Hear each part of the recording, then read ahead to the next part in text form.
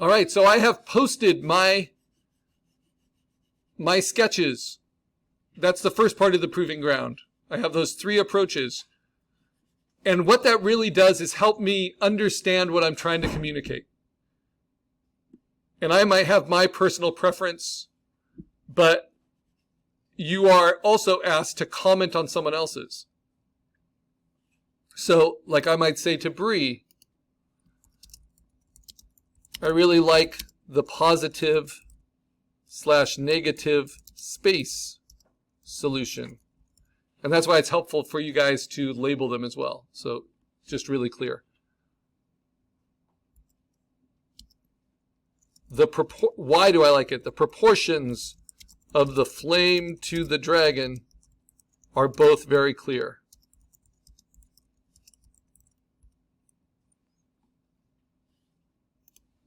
All right. So once you've done that, you've met all the requirements of the proving ground. And then you move on. You go next. And now you start the assignment. And the first thing that's required for the assignment is a refined sketch. So what does a refined sketch look like? A refined sketch takes one of the approaches that you thumbnailed and then tries to really solidify where the black shapes would be. So this is my inspiration. You don't need to post your inspiration. I have a link to other inspiration. I even forget what this is. Let's just get in. Okay, so this is inspiration for kind of the vibe I wanted. This is a Behance artist using these kind of Mayan and Aztec glyphs.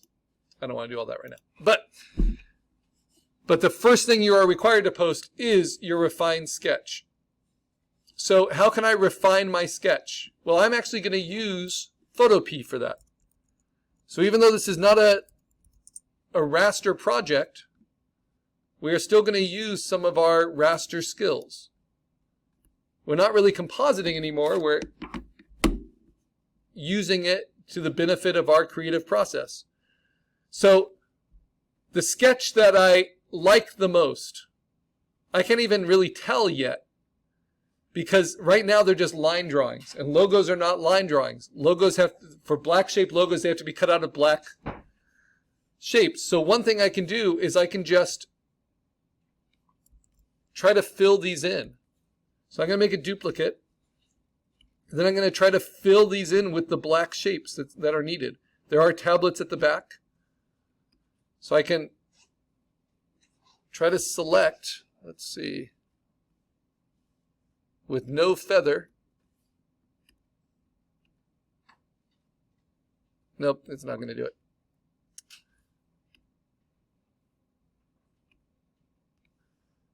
So what I can do is just use my tablet and use my brush with black and use a pressure sensitive brush, and I have to decide, oh, okay, on a new layer, if this was filled in with black, just kind of roughly, do I like that? And if this was filled in with black, and on, right? Because that's a black shape now, not just a line drawing.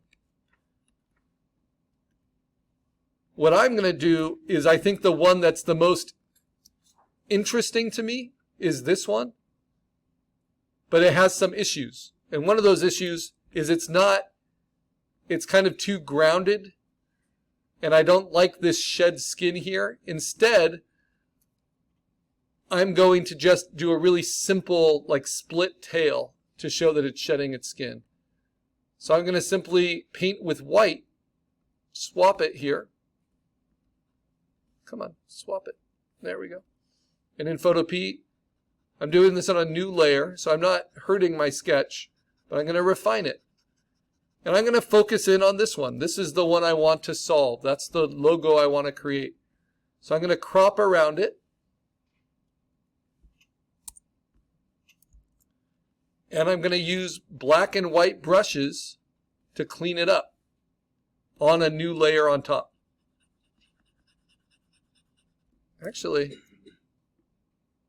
do I want a little cloud in the distance? No, I got this cloud here. All right. So a lot of it is about simplifying. Because remember, unlike those tattoo designs of feathered serpents, this needs to work even when it's that big, like really tiny. So on my new layer, I'll save this. On my new layer, I'm going to paint in what I know is going to be a solid shape.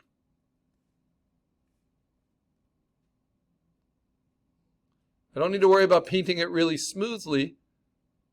What I do is I just kind of trace it, and then I can use my paint bucket to fill it in with black. So that's one wing.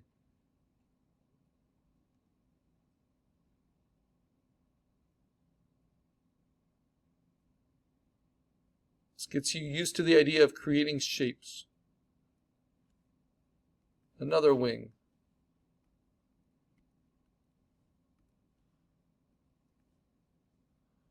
And then if I decide I want a little space between this wing and the body, I just paint it in with the white.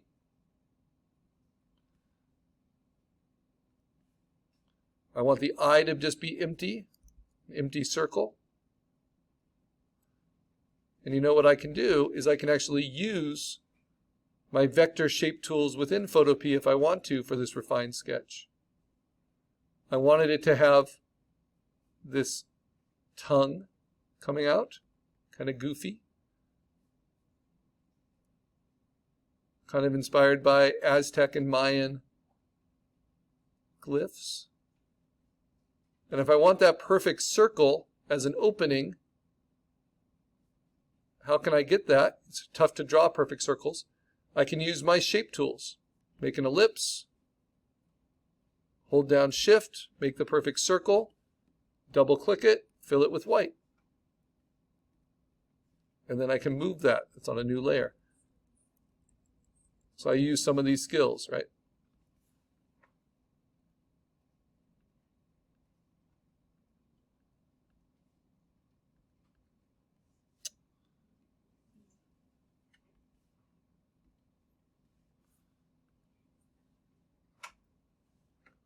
It's annoying. I started painting it on the wrong layer. This Photopea is being irksome.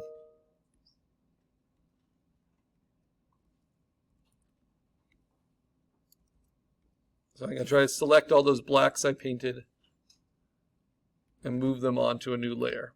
Command J. All right. Move it on top. I'm going to lock the rest.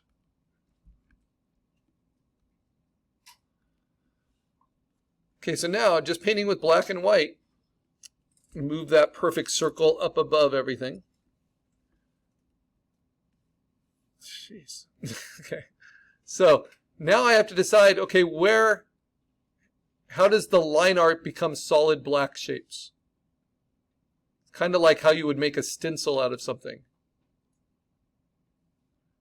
And then where are the gaps? So I really like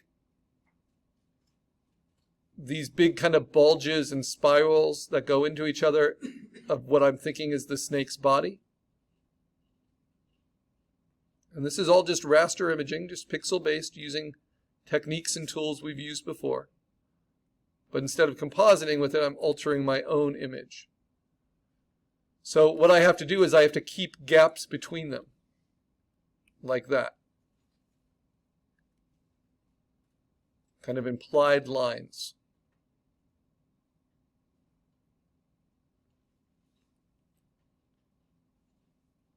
And I can outline it.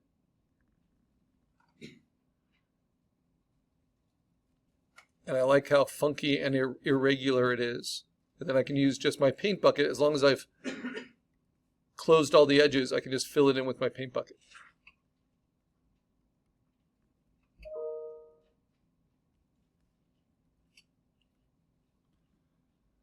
So now I have to think, okay, where do I put these other shapes?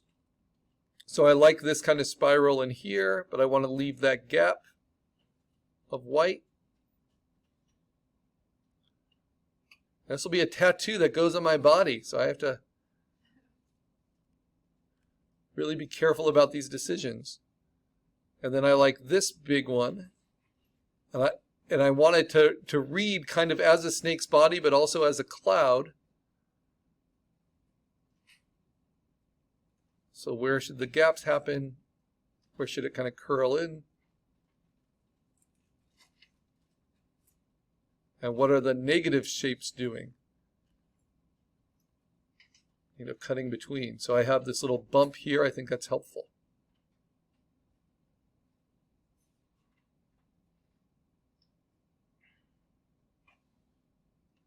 So in the negative white space, it's kind of giving you like a whole arc there, which is almost like a moon.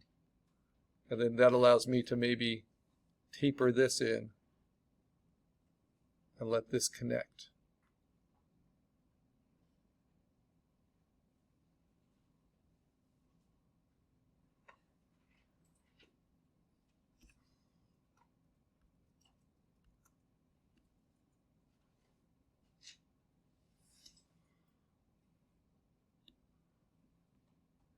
Okay, and then how do I show that it's shedding its skin?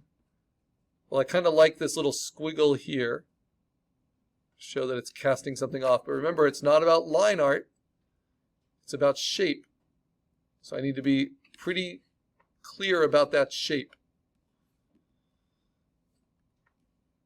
Can't have anything too narrow or thin. And then I want the tail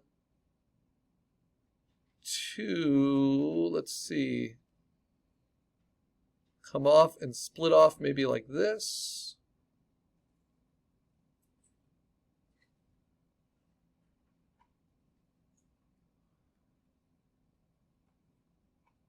And then I want this cross piece to come into it like this.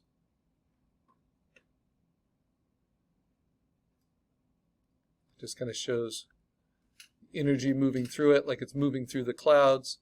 And then how do I show that it's shedding its tail? I'm just hoping I can do something like this. Or shedding its skin. Like it's peeling out of something. And then remember, I can always use white, which for whatever reason I like to use other than an eraser, because I can just keep using the same brush. Not have to modify my eraser settings to make kind of clearer distinctions about any of these shapes.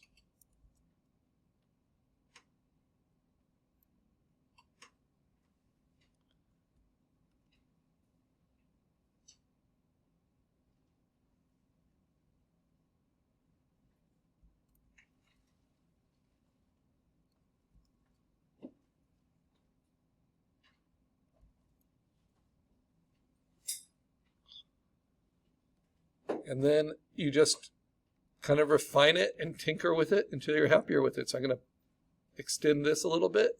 And I really like the eye movement I'm starting to get as it flows around.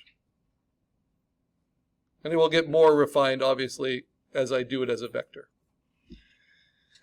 Now this is where you have to really, those of you who like to draw, you have to get rid of your detail bias, right?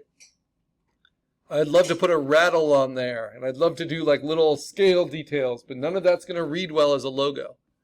Whereas at this point, I'm going to duplicate it. If I fill it in with white,